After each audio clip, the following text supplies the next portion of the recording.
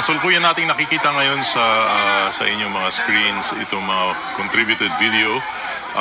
Nandyan si Senator Bongo nga, no, na umaalalay kay Pangulong Duterte kanina sa kanyang pagdating. Na po siya. March 28, mag-80 years old na po yung matanda. Alam nyo, kawawa.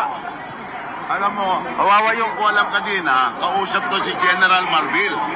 And sabi niya sa akin, bilang counsel ni President Duterte, isasama ko doon sa Coster kung dadalhin siya sa Krame.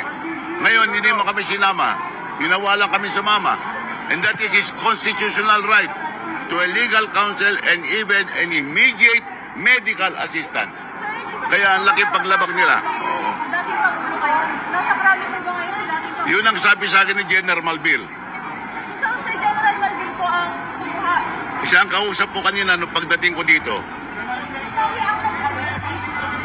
He was arrested by the PNP. Siya pa nga nagpakilala sa akin kay Ambassador Lacalinaw, yung may hawak ng alleged warrant.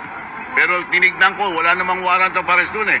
Pero may ano yung Document lang. Oo. Nakalagay lang ng document na there is an order regarding President Duterte, pero there is no warrant of arrest. Ha? document, ano yung nakalagay? Basta ko lang, it's just plain document na nakalagay ang pangalan ni former President Duterte at sinasabi doon ano age niya, anong residence niya. So tinanong ko siya nasa ng warrant of arrest, sabi niya nandun.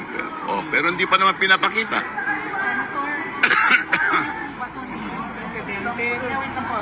Kung ano yung bala, kung ano yung gagawin, if this happens. May mga abogado po siyang kasama.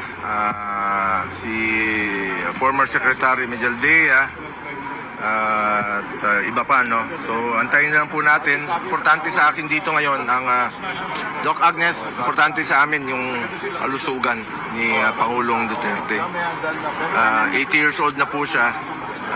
Kailangan talagang bantayan at yan naman po ang pinangako ko kay Pangulong Duterte, yung tutukan ng kanyang kalusugan sa kanyang pagtanda. Nakita niyo siya? Hindi ko po nakita ko lang sa video kanina. Alam niyo po kung saan dinala? Hindi pa namin alam. Yun po ang aalamin pa namin ngayon at hanapin namin. And of course, sumusunod naman sa batas si Pangulong Duterte. He is 80 years old na po. 80 years old na po si Tatay Digong. At ginawa lang niya ang trabaho niya para sa bayan. Surprise ba kayo, sir, dito sa arrest na ginawa ng PNP upon arrival? In-expect na po natin to. Marami na po kaming naririnig ng mga nakaraang araw. Sabay po ba kayong dumating? Hindi po. Hindi nga ako pinapasok dito eh. Actually, pinagbawalan kami, doktor, kasama ko yung ambulansya, dahil importante nga sa akin yung kalusugan niya. Unahin muna natin ang kalusugan before anything else. Binawi yung pass namin. Hindi kami pinapasok. Hanggang VIP, sir? Hindi kami pinapasok. Hindi kami, mga doktor niya, kasama, dala namin yung ambulansya. Anyway, sa mga kababayan ko, ang hinahon muna kayo, antayin muna natin, alamin muna natin yung katotohanan. Yun lang po ang pakiusap ko sa inyong lahat.